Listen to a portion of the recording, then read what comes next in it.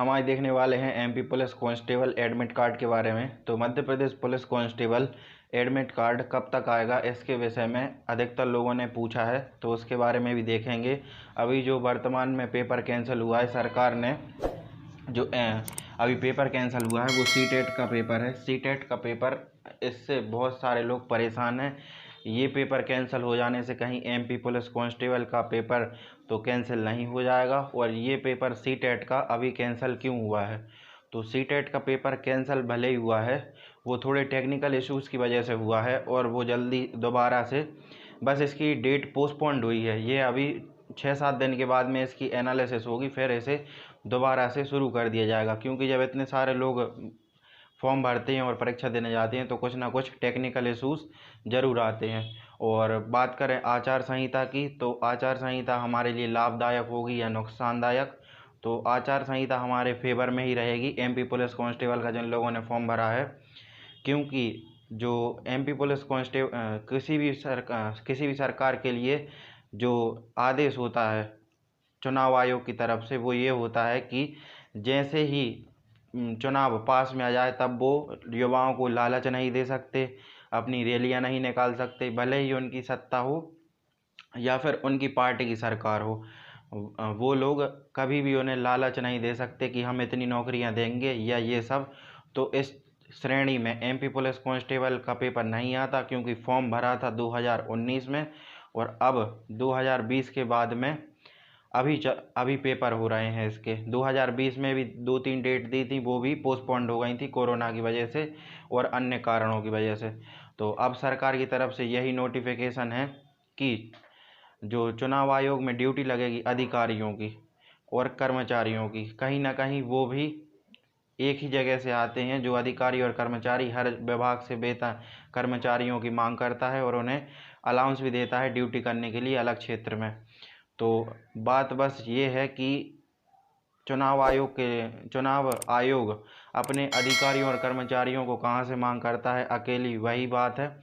बाकी पेपर तो होगा ही, क्योंकि जिन लोगों ने फॉर्म भरा है वो कुछ ना कुछ आप में से और युवा हैं जो पंचायत चुनाव होने हैं, और सरकार बिल्कुल नहीं चाहती कि बेरोजगारी चरम पर होने के बावजूद और महंगाई होने के बावजूद भी पेपर कैंसिल हो जाए। तो सरकार की तरफ से सबसे बड़ा अपडेट यही रहेगा कि पेपर तो सरकार करवा कर ही रहेगी। और पेपर इसलिए ही हो रहा है क्योंकि चुनाव हो रहे हैं। अगर चुनाव नहीं हो रहा होता या फिर चुनाव देरी से होता तो फिर इस पे ज़रूर सरकार इसे पोस्टपोन्ड करवा देती, क्योंकि अधिकारियों और कर्मचारियों का वह बहाना दे सकती थी। और सबसे बड़ा बहाना सरकार के पास में अभी ओमिक्रॉन वायरस का है, क्योंकि बता रहे हैं कि यह तीसरी लहर है। तो अगर आप किसी भी फॉर्म भरा है, आपने किसी भी सरकारी पेपर भरा है सरकारी एग्ज़ाम का, तो आपको सबसे पहले 2 काम करने हैं।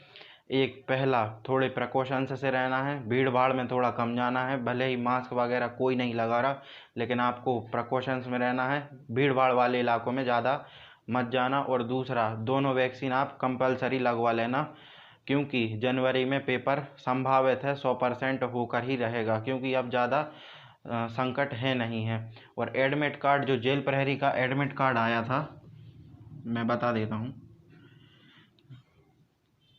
जेल प्रहरी का एडमिट कार्ड आया था 7 दिन पहले। तो अगर बात करें 8 जनवरी को अगर पेपर की शुरुआत होगी, 8 जनवरी 2022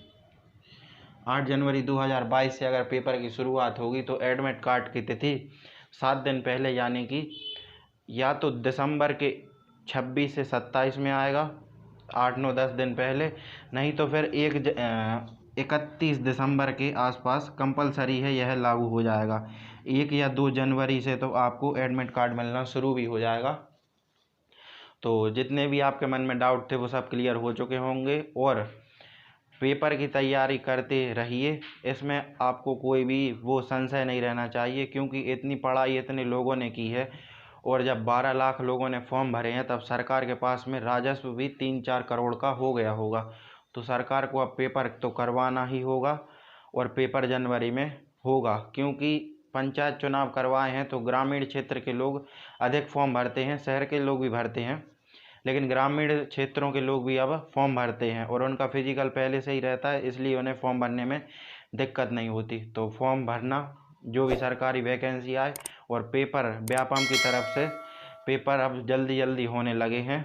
अगली बार मैं आपको इसके बारे में बताऊंगा कि और आगे क्या अपडेट है। तो जब तक के लिए आप सब्सक्राइब करके रखें चैनल को। अगर कोई अपडेट होती है तो मैं आपको उससे ज़रूर इन्फॉर्मेशन दूंगा।